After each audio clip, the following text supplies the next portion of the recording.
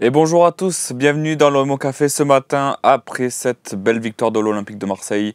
3-1 face au Shakhtar Donetsk. Enfin une victoire, enfin un OM au Café avec un peu de sourire. Ça fait bien longtemps que ça n'était pas arrivé. Depuis le 7 janvier dernier, une victoire face à Thionville. Donc ça commence à faire pas mal de temps, mais on se retrouve pour parler de cette, comme je le dis, de cette belle victoire de l'Olympique de Marseille et cette qualification surtout pour les huitièmes de finale. Je fais l'instant promo dès maintenant.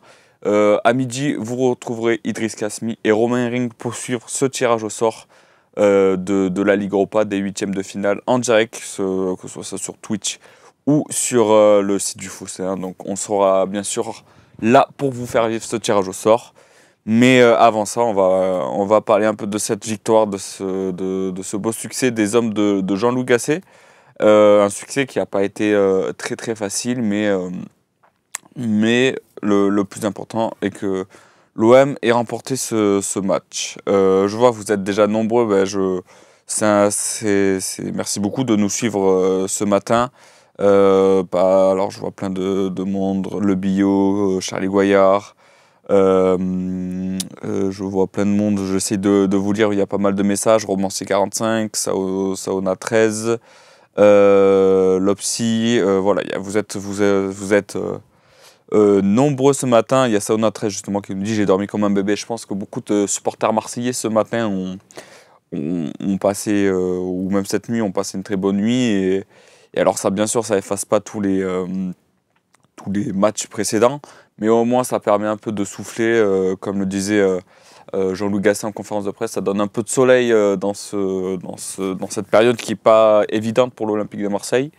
Et au-delà du résultat, on a vu des choses pas mal, notamment Charlie Goyard qui nous parle du 3-5-2. C'est vrai qu'enfin, le coach marseillais a réinstallé ce 3-5-2 qui a tant réussi en ce mois de décembre aux hommes de...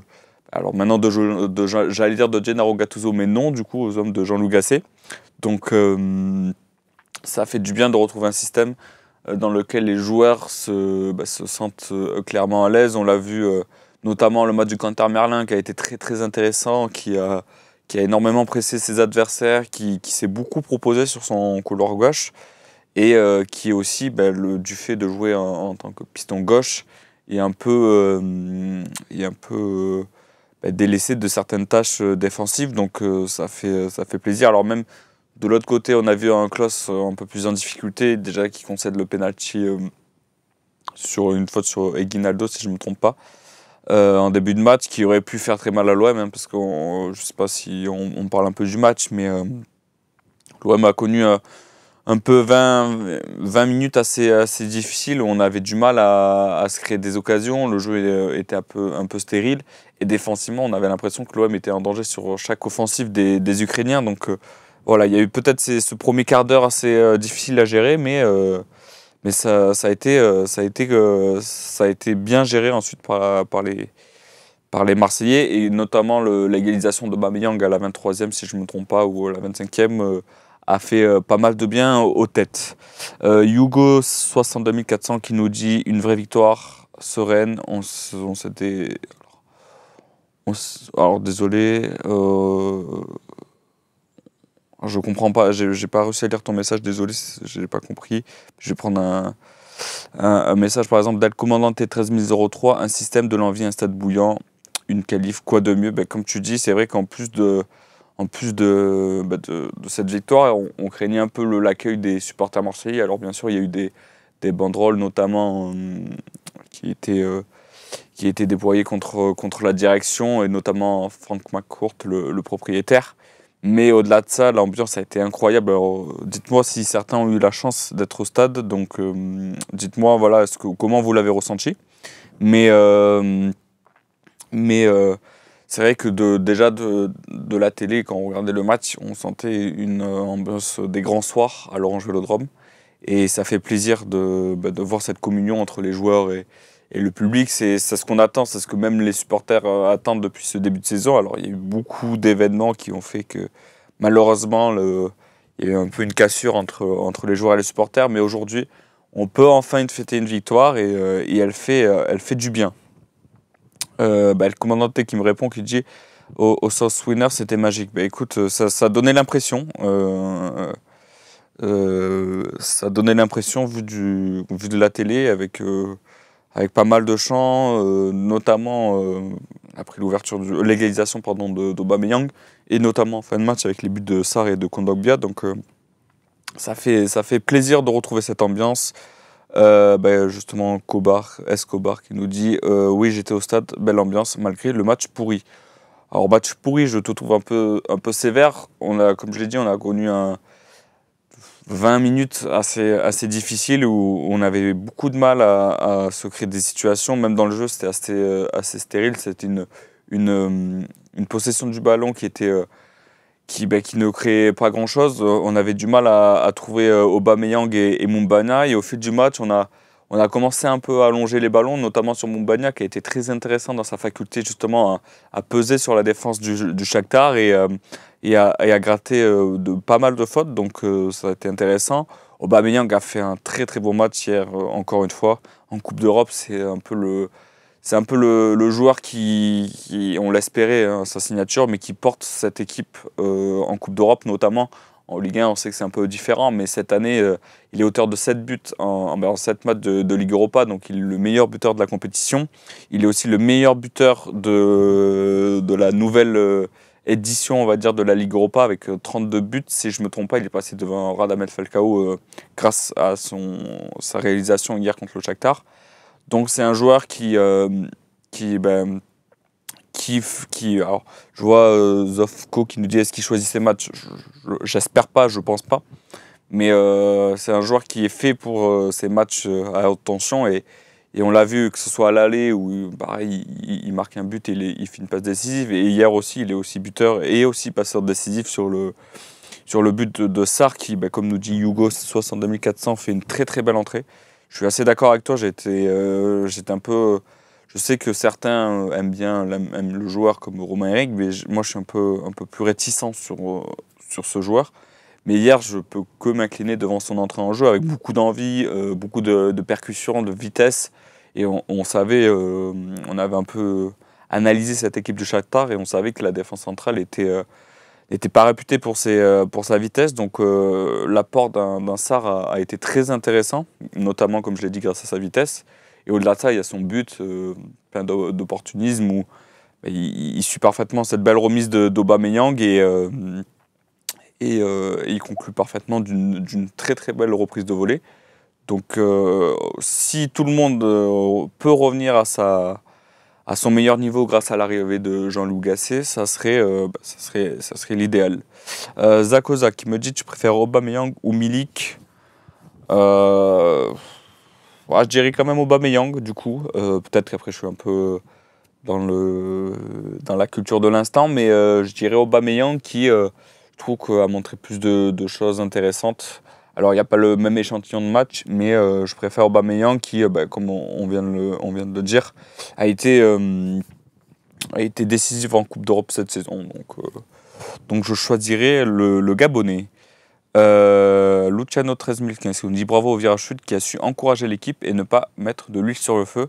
Comme tu le dis, je craignais, et je pense que pas mal de personnes le craignaient aussi, craignaient un peu l'ambiance qu'il pouvait avoir avant le début de la rencontre. Et comme je l'ai dit, ça a été un spectacle sur le terrain, notamment grâce aux 3 buts marseillais et en tribune où, comme tu l'as dit, il y avait une belle ambiance en virage et il y a eu pas mal de chants qui ont été entonnés, je ne suis pas sûr du mot, mais bref, vous m'avez compris, qui ont été repris par les deux virages. Et donc ça fait du bien de voir, comme je l'ai dit, cette ambiance un peu festive en ces temps compliqués. Benzo qui nous dit à la guerre avec Jean-Louis ou pas. Écoute, pour l'instant, j'ai été satisfait de ce premier match. En conférence de presse, de toute façon, il avait été clair. Il a très clairement expliqué, j'ai eu la chance d'y assister mercredi, il a clairement expliqué qu'il n'allait rien révolutionner dans le jeu de l'Olympique de Marseille. ça allait être des choses simples. Mettre les joueurs à leur poste, ça paraît tout bête, mais au football, c'est utile. Et c'est ce qu'on reprochait un peu à Gennaro Gattuso sur la fin, où justement, dans ce 4-3-3, on avait l'impression que certains joueurs n'étaient pas forcément dans leur rôle préférentiel. Et aujourd'hui, avec ce système 1-3-5-2, Jean-Louis Gasset a remis un peu les joueurs à leur poste.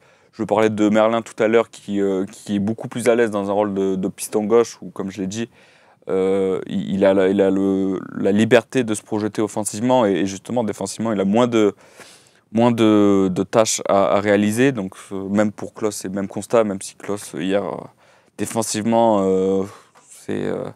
on sent que je crois que c'est Michel Aliaga qui le disait hier, quand l'OM n'a pas le ballon, on défend à 9, parce que Klose montre certaines limites, on va dire, mais l'important, c'est de retrouver des joueurs qui se sentent à l'aise dans ce système, et c'est le cas du coup en 3-5-2 avec une paire Aubameyang-Mumbagna qui reste assez complémentaire, avec deux profils quand même différents. Et donc, on a vu sur le match d'hier, même si on n'a pas vu le match de l'année, je serai d'accord avec vous, mais voilà, c'est intéressant de revoir un OM déjà qui est cohérent dans sa façon de jouer, qui a montré beaucoup d'envie au pressing notamment. Donc on verra ce que ça peut donner. Nico, je reprends un message de Nico Amscas13 qu'on salue bien évidemment, un habitué du Phocéen, qui nous dit: pour toi, c'est 100 jours est finito. Oui, je pense clairement. De toute façon, c'est même lui qui l'a dit en conférence de presse, où j'ai eu la chance de lui poser la question de savoir un peu ses objectifs avec l'Olympique de Marseille, et il a répondu, pas à moi, mais à tout le monde, qu'il avait une mission claire de 100 jours, et qu'à l'issue de celle-ci, je pense que son aventure se terminera. Je vois pas le Longoria lancer un projet avec Jean-Louis Gasset à la tête du club. Alors, c'est un homme qui a une très très belle carrière d'entraîneur, qui est passé par beaucoup de clubs, mais voilà, je le vois pas rester à l'OM. Ça serait un pompier de service qui a une mission, comme il a dit, de 100 jours ou de 4 mois, et qui devra essayer de tirer le maximum de cet effectif jusqu'à la fin de saison. Donc voilà, ça sera, on verra ce que ça peut donner pour la suite. Romancier 45 qui nous parle du retour de Verretou, qui est précieux. Exactement, je suis totalement d'accord avec toi. C'est un joueur au milieu de terrain qui apporte beaucoup à l'OM. On le sent par sa faculté à répéter les efforts, à se projeter, notamment aussi à la récupération du ballon, où hier on a vu un très très très bon Kondogbia. Ça fait plaisir de le voir à ce niveau, parce que on le sait, depuis le début de saison, il a enchaîné les blessures, donc souvent en manque de rythme, et on ne l'avait jamais vu à un tel niveau. Hier, il a connu un premier quart d'heure, je crois que c'est Idriss qui disait ça, un premier quart d'heure assez difficile, où on le sentait en manque de rythme, souvent en retard, au pressing, à la récupération du ballon. Mais au fil des minutes, il est monté en puissance, il a totalement dominé le milieu ukrainien, et ça fait plaisir de le retrouver à ce niveau. Mais j'avais l'impression qu'il était un peu seul dans ce profil de récupérateur, et le retour de Jordan Verretou va lui faire énormément de bien, et même au-delà de Geoffrey Kondogbia, ça va faire beaucoup de bien à l'Olympique de Marseille. On a vu encore le match d'Unai que j'ai défendu il n'y a pas si longtemps que ça dans un OM au café, mais là malheureusement au fil des matchs je commence à perdre espoir avec ce joueur qui, comme je l'ai dit à de nombreuses reprises, est très intéressant techniquement, mais qui a la fâcheuse tendance à ralentir le jeu de son équipe en multipliant les prises de balles, en faisant souvent les mauvais choix, et balle au pied. Et quand l'OM n'a pas le ballon, je disais que quand l'OM n'avait pas le ballon, l'OM défendait à 9 avec Los. Je peux aussi enlever un joueur en la personne d'Azdin Ounahi qui est à la récupération du ballon est presque inexistant. Donc ça m'embête, parce que, comme je l'ai dit, c'est un joueur auquel je crois, et c'est un joueur très technique. Mais visiblement, il a du mal, et là, s'il y a le retour de Jordan Verretou, je pense qu'il va perdre sa place de titulaire. Charlie Goyard, qui était avec nous hier, si je ne me trompe pas, peut-être, oui, je pense que c'est toi, qui nous dit Unai hier, c'est le match de trop, Verretou revient au bon moment. Alors le match de trop, je ne sais pas, mais peut-être qu'il va servir dans cette rotation. Mais on a vu qu'il a eu la chance d'être titulaire à son retour de la CAN, et malheureusement, il n'a pas su en tirer profit. Et je pense que peut-être comme le dit Marc Cavaillon, Unai n'est pas fait pour l'OM. Tu as peut-être raison, c'est peut-être ça le constat, c'est que ce joueur n'est pas fait pour jouer à l'Olympique de Marseille. C'est Bilal qui le disait, peut-être que c'est un joueur qui est fait pour jouer en Espagne, où justement c'est un championnat qui est réputé pour être très technique, et peut-être c'est un style de jeu qui peut lui convenir, mais en tout cas, depuis son arrivée, ça fait donc 1 an qu'il est à Marseille, et en 1 an, on n'a pas vu grand-chose, donc c'est dommage.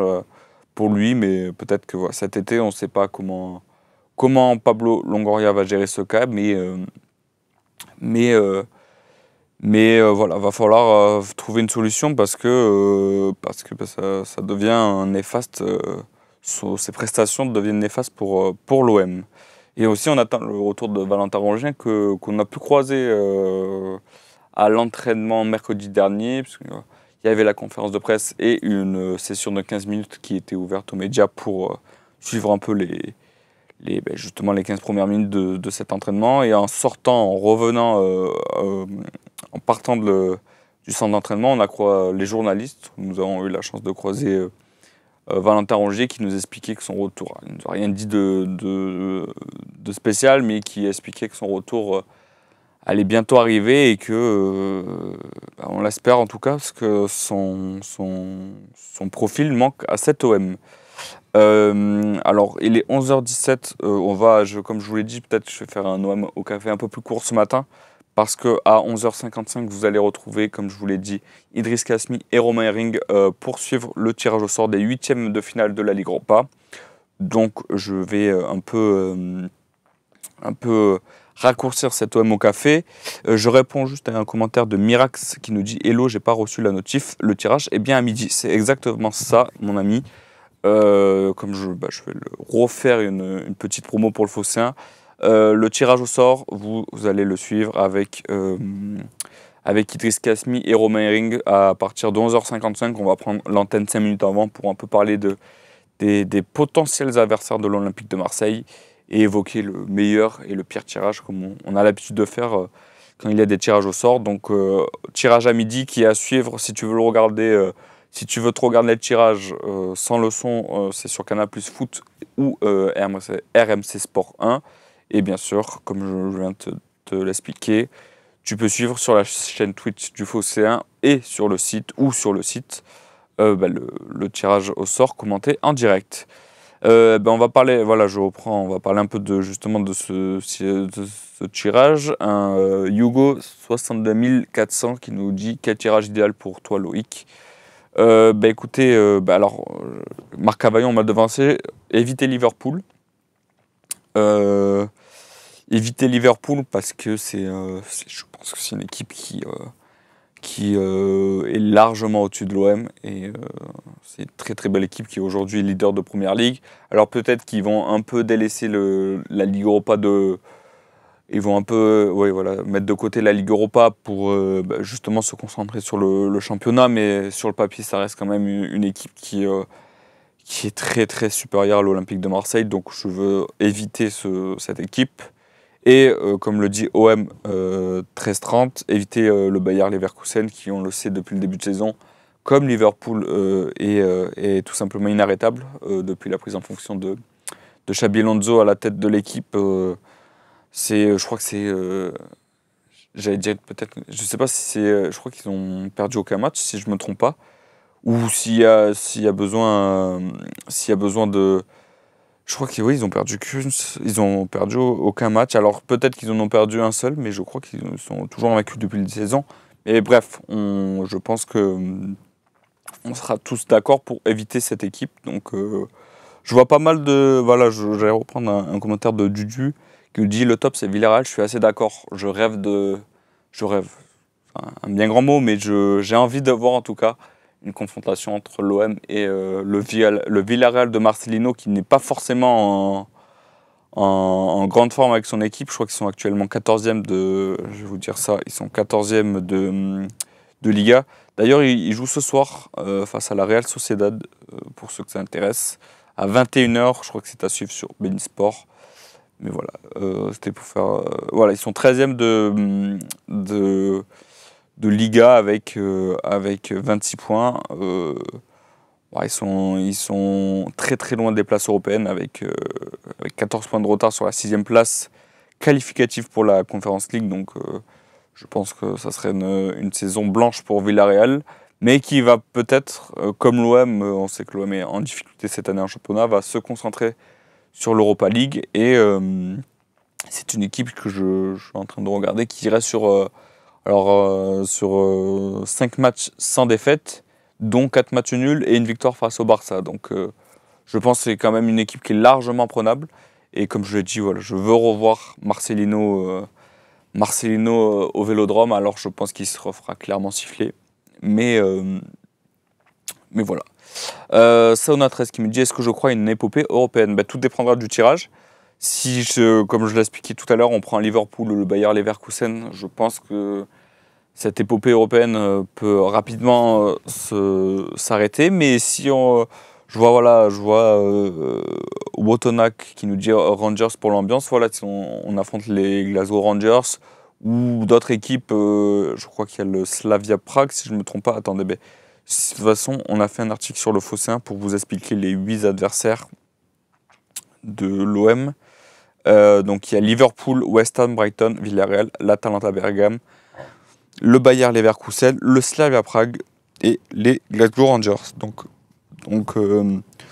clairement, si je devais faire un top 3, j'ai clairement envie, comme je vous l'ai dit, d'affronter le Villarreal de Marcelino. Donc ça serait mon tirage préféré. Et ensuite, je mettrai en 2 les Rangers, comme tu le disais, pour l'ambiance. Et enfin, le Slavia Prague, je pense qu'il y a une équipe qui a éliminé... non, pas éliminé. Maintenant, ils ont terminé premier de leur poule, donc non. Je le confonds avec le Spartak Prague qui a éliminé Galatasaray hier. Donc voilà. Mais je pense que c'est une équipe qui est largement à la portée de l'Olympique de Marseille. Petit message à Marine qui est en régie, que je salue bien évidemment.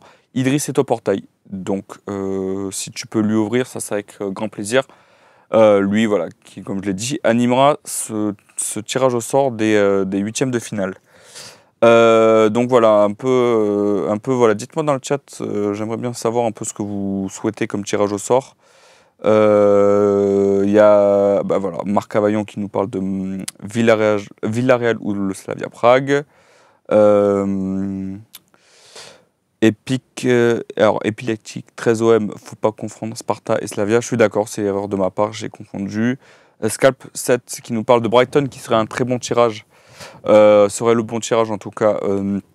Écoute, je pense que c'est une équipe qui est prenable. On l'a vu, on les a affrontés en poule de toute façon. J'aimerais les éviter pour un peu changer. J'aimerais bien aussi West Ham. Je pense que ça peut être une confrontation très intéressante. C'est, je pense, un adversaire qui est à la hauteur. Alors, je regarde quand même la première ligue, mais on va dire que West Ham, c'est pas l'équipe que je regarde le plus. Mais j'avais regardé leur match face à Arsenal où ils ont pris, je crois qu'ils ont perdu 6-0 à domicile. Donc, ils sont pas dans la meilleure des formes. Mais affronter West Ham, ça serait une bonne chose. El Chapo Guzman 2605 qui nous dit on veut du lourd. Écoutez, si on veut une épopée européenne, je ne serais pas d'accord avec ce commentaire. Mais moi, je suis plutôt d'avis de prendre l'équipe les plus faibles. De toute façon, si l'OM venait à passer les 8e de finale, en quart de finale, je pense qu'il y aura du lourd. Donc, on veut rêver un peu dans cette Ligue Europa. Comme je l'ai dit, en championnat, l'OM est un peu à la traîne. Donc, autant se faire un beau parcours européen et espérer avoir une équipe plutôt abordable en 8e, même si de toute façon si les équipes sont qualifiées les équipes qui sont qualifiées en 8e sont forcément des équipes qui ont un bon niveau, donc ça sera dans tous les cas un adversaire qui sera pas forcément facile, mais parmi voilà ces futurs adversaires, J'espère avoir une équipe qui reste abordable, et ce qui n'est pas le cas de Liverpool, qui, comme le dit Luciano 13015, Liverpool, si on doit les jouer, surtout pas maintenant. Je suis totalement d'accord avec toi. J'espère Liverpool, si on peut les tirer, je décide de rien, mais ça serait beau si en quart, demi-finale, un moment intéressant pour avoir une belle ambiance, pour avoir une belle confrontation. Mais avant, je trouve que ça serait dommage de les tirer de suite. Pizza 4 fromages qui nous dit: je crains plus Leverkusen que Liverpool. C'est ton avis, c'est un avis que je partage pas forcément, mais que je comprends. Je crains beaucoup plus Liverpool, avec Jürgen Klopp, pratique un des plus beaux footballs d'Europe, tout simplement. Donc, je dénigre absolument pas ce que fait Leverkusen, qui, comme j'ai dit, je crois tout à l'heure, n'a pas perdu la moindre rencontre depuis le début de la saison, et devrait logiquement terminer premier de Bundesliga devant le Bayern. Justement, c'est une équipe qu'ils ont affrontée il n'y a pas longtemps, et à qui ils ont infligé un bon 3-0 à domicile. Donc voilà. Ninko Amcasp, pardon, je vais y arriver, qui nous dit: Liverpool-Bayern, c'est possible. Non, parce que les deux équipes ont terminé première de leur poule, et donc ils ne pourront pas s'affronter. Ça sera un tirage au sort entre les premiers de phase de poule et les vainqueurs des 16e de finale. Donc c'est impossible que le Bayer Leverkusen et Liverpool se rencontrent. Fan de Bosky qui me demande: Loïc, pour de bon, on est au fond du trou et tu penses faire un parcours en Coupe d'Europe? On est au fond du trou, ça je peux pas te contredire, mais regarde hier, est-ce que je pense, alors on n'a pas fait le match de l'année, hein, il y a encore beaucoup de choses à améliorer, mais on a vu des choses intéressantes, et peut-être ce groupe avec Jean-Loup Gasset peut faire quelque chose. Alors je pense qu'on va, si c'est ta question, je pense qu'on va pas gagner l'Europa League, hein, j'en suis conscient. Et alors même si dans le foot tout est possible, je pense pas qu'on gagne l'Europa League. Comme j'ai dit, il y a beaucoup d'équipes qui nous sont supérieures. Mais pourquoi pas faire un parcours, et même en Ligue 1, on ne sait jamais, hein, si l'OM arrive à enchaîner une belle série. Alors il reste pas mal de grosses équipes à affronter, que ce soit Lens, Paris, Nice. Pareil, je crois il reste Reims qui est pas parmi les gros du championnat, mais qui est une équipe toujours difficile à affronter. Il reste également Rennes, à Rennes, donc ça sera pas évident. Mais voilà, si l'OM arrive à enchaîner une petite série en championnat, ça peut être intéressant, et ça peut commencer par ce dimanche et la réception de Montpellier, qui est une équipe qui est assez en difficulté cette saison en championnat, même s'ils sortent d'une belle victoire 3-0 contre Metz, mais alors, je ne vais pas remuer le couteau dans la plaie, mais même si l'OM n'a pas réussi à s'imposer face à Metz à domicile, c'est une équipe qui est assez faible, et donc Montpellier a su l'emporter. Mais je pense qu'à domicile, avec cette confiance engrangée grâce à cette victoire en Ligue Europa, on va pouvoir peut-être, pourquoi pas, je pense qu'on est clairement favori, et je pense qu'on l'emportera. S'il faut dire un score, je vois une victoire. Alors, c'est pas un score qui compte, je sais qu'Idriss est là, mais c'est pas un score qui compte pour le tableau. D'ailleurs, c'est un classement que mène de la tête et des épaules Idriss, avec 19 points. Romain Hering a 15 points, et Slim et moi, nous sommes à 14. Je crois que je me mélange totalement, mais bref, c'est petit aparté. Mais voilà, je pense qu'on gagnera, je nous vois gagner 2-3-0 cette rencontre, face à une équipe qui, au match aller, ne m'avait pas du tout impressionné. Donc voilà, je nous sens favori. Alors je prends une dernière question, parce que comme je vous l'ai dit, on va un peu raccourcir cette OM au café, sachant qu'il y a le tirage au sort à 11h55. Je prends une dernière question. Alors je remonte le chat, il y a pas mal de messages. N'hésitez pas si vous avez une dernière question à me poser. Ben voilà, j'en ai une de JMB 84310 Imaginons Gasset nous fait remonter à la 4e place et beau parcours en Europa League. On ne le garde pas, vraiment, moi en tout cas, son calme me plaît beaucoup. Non, je pense que de toute façon, même si c'était le cas et que certains supporters auraient la volonté de le conserver, je pense que sa mission est claire, c'est 4 mois, faire du mieux possible avec cet effectif. En plus, il n'a pas de mercato, donc il n'a pas la possibilité de réajuster les quelques manques que peut avoir cet effectif.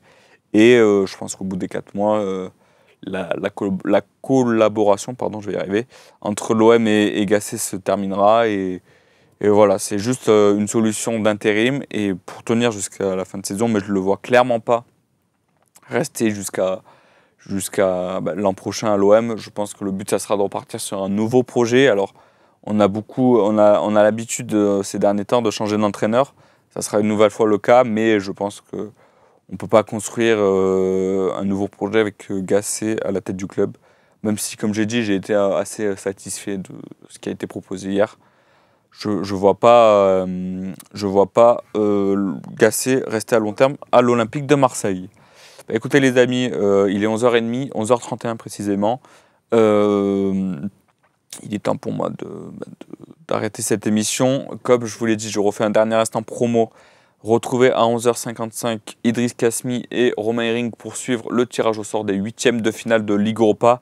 Je vous donne une dernière fois les possibles adversaires de l'Olympique de Marseille. Donc il y a Liverpool, West Ham, Brighton, Villarreal, l'Atalanta Bergame, le Bayer Leverkusen, le Slavia Prague et enfin les Glasgow Rangers. Donc l'OM affrontera l'une de ces 8 équipes. On espère, personnellement j'espère éviter Liverpool et le Bayer Leverkusen. Et retrouver aussi à 18h le talk show du Fossin qui sera présenté par Sébastien Volpe. Alors j'ai pas encore le plateau donc je ne peux malheureusement pas vous dire qui sera autour de la table. Mais voilà un peu le programme de cette journée, de ce vendredi 23 février. JM 84 310, tirage sur Twitch, bien sûr, à suivre sur le Fossin, comme je vous l'ai dit, sur le site et sur la chaîne Twitch. Restez connectés, d'ici 20 minutes, on sera de retour pour vous faire vivre ce tirage au sort. Et bien sûr, on espère le meilleur des tirages.